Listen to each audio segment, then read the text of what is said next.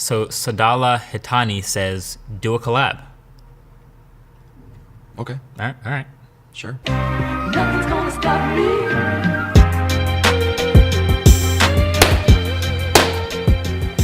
All right. 3 claps. Good. Synced up. Audio is synced. Are you gonna do your intro? Yeah, I think it will. Okay, Actually. cool. I get to see it live. Now there's mad pressure. I'm so pumped. What is up, guys? MKBHD here, and welcome to Ask MKBHD, or in this case, a bit of a dual Ask Me episode. It is May.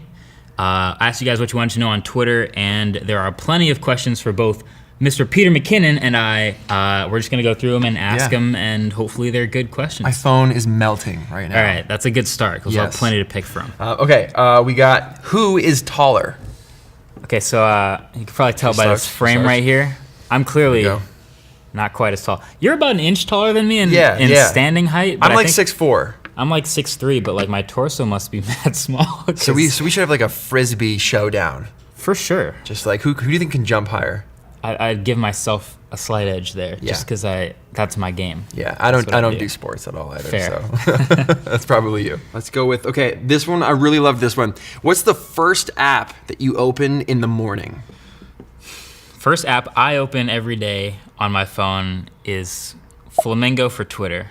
What? I've never even heard of that. So RIP, this is an Android app that reached its token limit. This is something, I could go on a whole rant about this. I don't even know what's happening. So right I did now. I did a Dear Twitter video. I didn't include this in that video because it wasn't as big of a deal, but Twitter really restricts how third-party apps can operate. And one of those things is there's a limit to how many users that they can fill in before no one can sign up and use the app anymore. It reached that token limit, and now anyone who tries to newly download it from the Google Play Store can't sign into Twitter on that app. So it's one of my favorite apps. I use it every day when I open my phone first thing in the morning. It's probably Flamingo what does for it Twitter. What does it actually do? It's just a third-party Twitter app. It's purely chronological, no ads, no like extra features. It's just straight Twitter.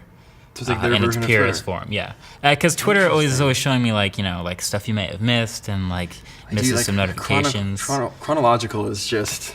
Yeah. So like my first app, like Instagram for sure. I open up Instagram all the time. That's Yeah. probably the photographer or the visual side of what I do. And then I just mad scroll, but I just can't stand that it's not chronological anymore because I'll open it first thing in the morning and the first post is from like 13 hours ago. And then the next one's from 13 minutes ago. Yeah, and then it's dinner time and I'm seeing what I should have seen in the morning. Right. I'll never understand. All right, so this guy's asking, are you expecting the notch to die by 2020? And you're kind of like the smartphone guru, so I'll fill that one to you. I am hoping yes. There's emerging technologies that will let us put a fingerprint sensor, that will let us put maybe a front-facing camera, all these different things behind the display glass. Hopefully by 2020, that will be the case, and we can eliminate the notch. I hate the notch. Yeah, it's hate a it. polarizing thing because you would think like everyone must hate it, but then at the same time, everyone's copying it. So it's this weird. Yeah, I don't like, and a lot of people are like, you get used to it, it disappears, but it has not disappeared. Really? No. So it disappeared for my like using the phone every day type use, but I don't want it to be there. Yeah, and like I don't like when I'm like watching like even YouTube videos or any of my own work or anything like that. I gotta like max it out to get rid of or like shrink it down and Not a lose fan the of left that. and right. Yeah, me neither. So yeah, I'm anti-notch for sure. Here's an interesting one because you're in the camera world, but we got smartphones everywhere. Yep. Do you like the direction phones are headed with more and more cameras? So a single camera, dual camera. P20 Pro just came out with 3 cameras. Yeah, I think that's incredible. Okay. I mean, like, yes, I use a DSLR every day of my life, but still being able to have that power in your back pocket at a moment's notice without having to set anything up, incredible. So I love cameras and smartphones getting better, but I'm not entirely convinced that adding more cameras is always the best thing. I'm actually a fan of what Google is trying to do, of doing better with less. Not that you shouldn't add a second camera, but I can get behind doing great portrait mode and great stuff with one camera. Like, I never actually use the telephoto.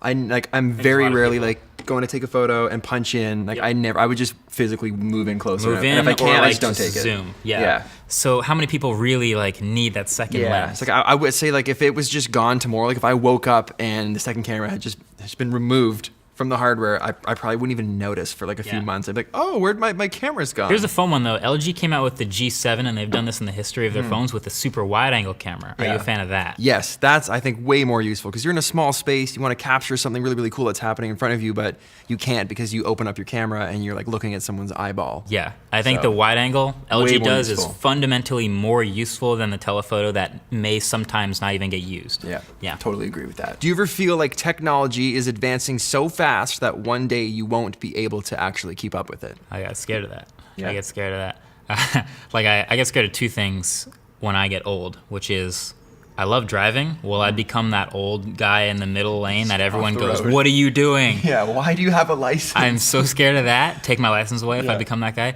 The other thing is, like, we're always at the bleeding edge of, like, new devices, new camera gear, new tech. Something's gonna come out someday where I just go, I don't get it. Yeah. Like, is that useful or is that better? Maybe I feel that in like music right now, but like, I think about like how old am I gonna be when I don't understand.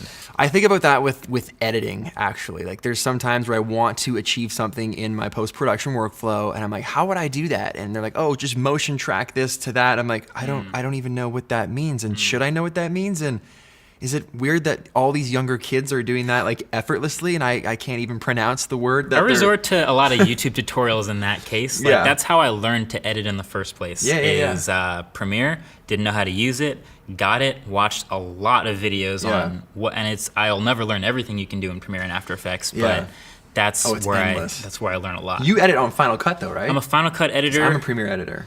Yeah, I feel like, so I was a Premiere editor. Fight. Yeah, I know, this is like the common thing. Okay, so why Premiere? You have a choice, right? So I used to use Final Cut 7. I used it for the longest time. Final Cut X had just come out. So like the day it launched, downloaded it, hated it, got a refund in like 3 days, never looked back. So I just always assumed it sucked just as bad like today as it did when it first came out. That was a launching point for a lot of people, was Final Cut Pro 10. It was like the iMovie Pro of like everyone hated it. The magnetic timeline, I was just like, what? I refuse. So I was on Premiere at that point. Okay. And it had its bad rap for a while. I kind of pointed and laughed also, but I never used it. And then a couple updates later, it was actually, I've told this story before, the Kobe interview.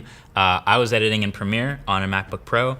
My buddy John, who was editing the behind the scenes, was editing on Final Cut Pro. Rendered out faster. Rendered out way faster. I saw decided to give it a shot, and the rest is history. So I've gotten used to Final Cut Pro in that time. All right. So this is a fun one. I've got some thoughts about this. Do you think that Touch ID will make a comeback?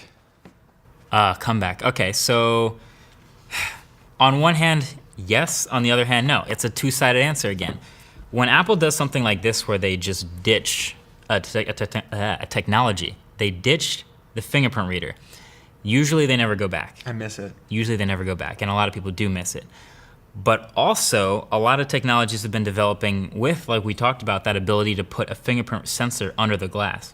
Yeah. So if Apple's so set on a bezel-less phone, maybe they adopt this, they pick it up, and they do it again for Touch ID, the return, or whatever. I would love to see that. Yeah, because Face ID, like, I like it in theory.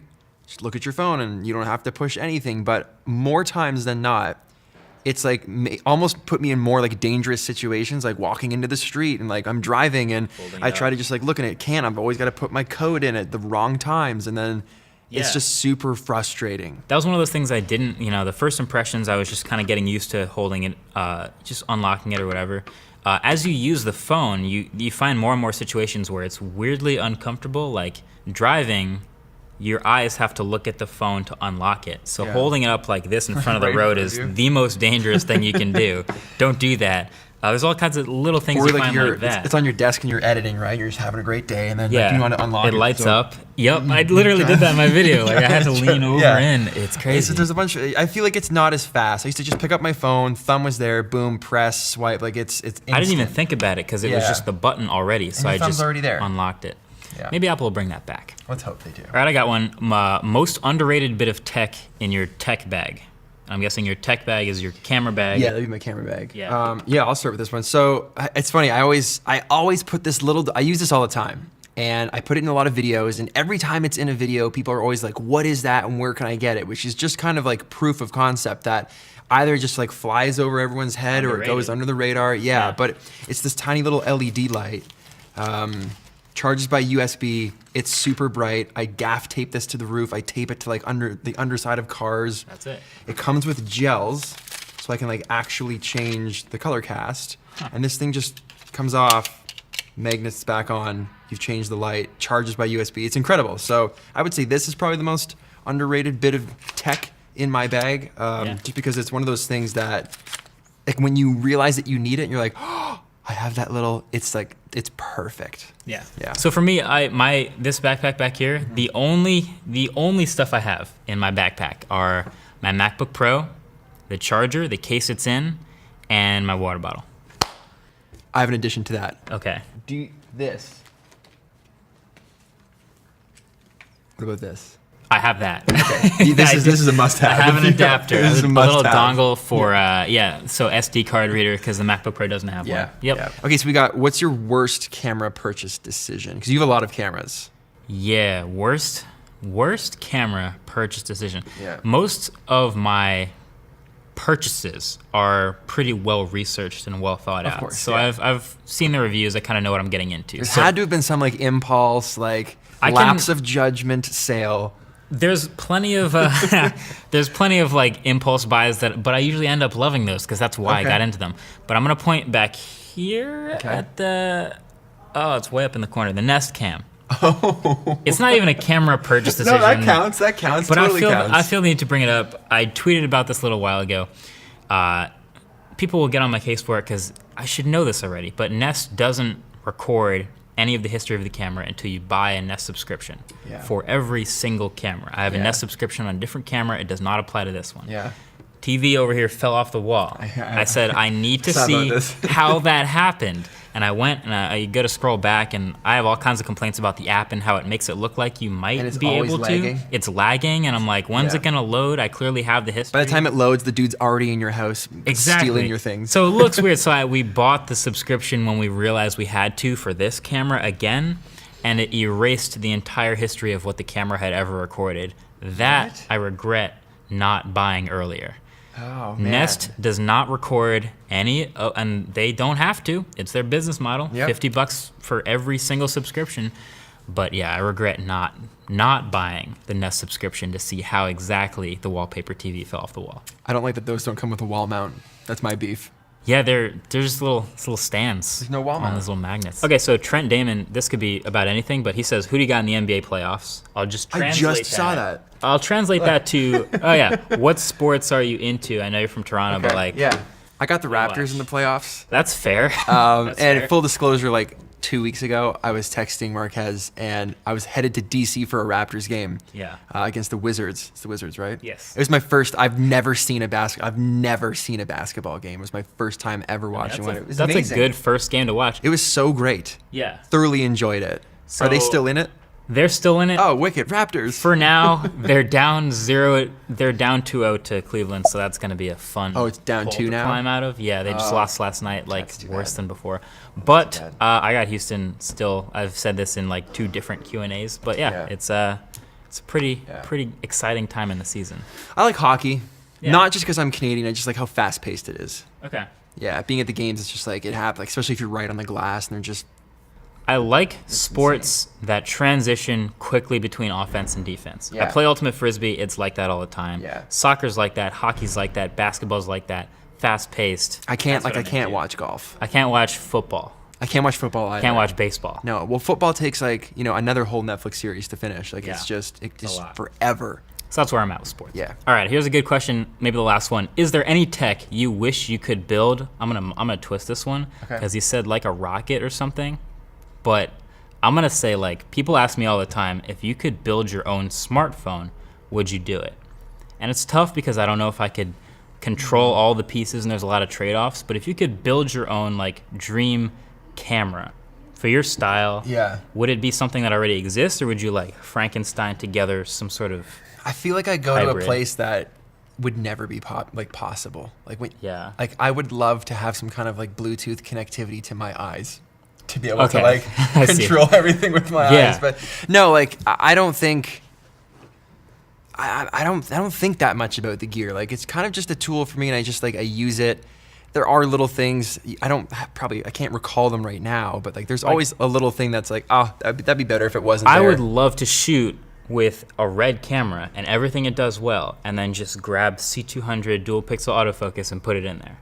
Like that's the type of I would love. I'd love the this feature in set. the size of a DSLR. Yeah, that type of thing. Yeah, I Yeah. think about that a Yeah, lot. It's so, probably more than I should. Yeah, so taking like the production quality of a camera like this and Mm-hmm. crunching it into like a Rebel size camera. Yeah, no, there's a lot of interesting stuff going on, but I think we'll end it on that. Thank you for being a part of this Q&A. Yeah, dude, we'll thanks for having probably me. collab many more times. I know there's a lot of camera gear we have more to talk about, Yeah. but there is a video on your channel. Yes. It's either live now or is about to be, and Yep. we'll talk more about camera gear and get into that stuff. So Yeah, are you gonna do your thanks for outro now? watching. Talk to you guys in the next one. Peace.